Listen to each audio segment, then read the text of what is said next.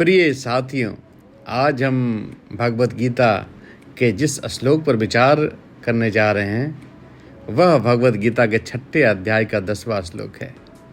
यह श्लोक हमें योग के वास्तविक अर्थ और उसकी आवश्यकताओं पर प्रकाश डालता है। श्लोक इस प्रकार है, योगी युञ्जिता सततम आत्मानं रहसि स्थितः एकाकी अतचित्तात्मा निरासिः अपरिग्रह। इस श्लोक का हिंदी में भावार्थ है, योगी को एकांत में रहकर अपने मन को निरंतर योग में लगाना चाहिए, उससे अकेले रहना चाहिए, आत्मनियंत्रण में रहना चाहिए, आशा और संग्रह की प्रवृत्ति से मुक्त होना चाहिए। अब आइए इस श्लोक के प्रत्येक शब्द को गहराई से समझें। योगी युञ्जित सततम आत्मानं।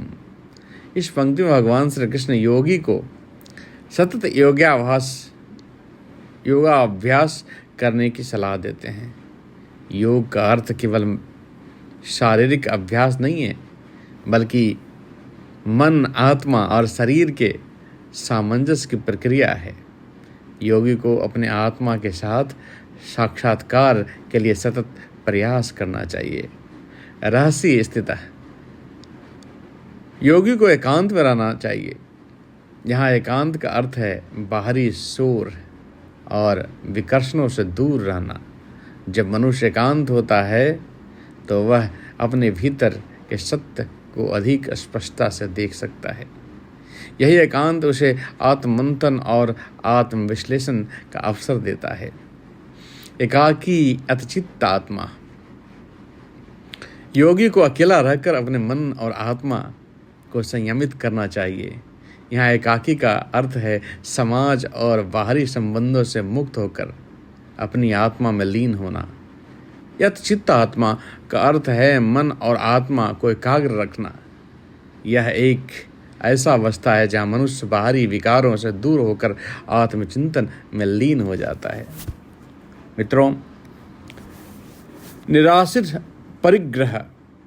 योगी को किसी भी प्रकार की आशा और संग्रह की प्रवृत्ति से मुक्त होना चाहिए। जब हम किसी वस्तु की आकांक्षा करते हैं तो वह हमारी आत्मिक शांति को भंग कर देती है। परिग्रह का अर्थ है चीज़ों को इकट्ठा करना या संग्रह करना। योगी को इनसे मुक्त होना चाहिए, क्योंकि भौतिक वस्तुएं हमारे योग के पथ पर अवरोध पैदा करती है। इस श्लोक का अर्थ या मर्म यह है कि योग का पथ साधारण नहीं है।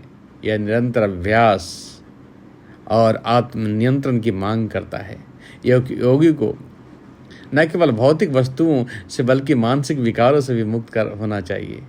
इसके लिए उसे एकांत और शांति की आवश्यकता होती है, जहाँ वह आत्मचिंतन कर सके और अपने भीतर के सत्य का साक्षात्कार कर सके। भगवत गीता के इस श्लोक में श्री कृष्ण ने योग के लिए आवश्यक गुणों का वर्णन किया है। यदि हम इन गुणों को अपने जीवन में उतार सकें तो हम भी उस योग की ओर अग्रसर हो सकते हैं जो हमारे जीवन को सही मायने में सार्थक बना सकता है। इन्हीं शब्दों के साथ मैं अपने वाणी को विराम देता हूँ। जय श्री कृष्णा। धन्यवाद।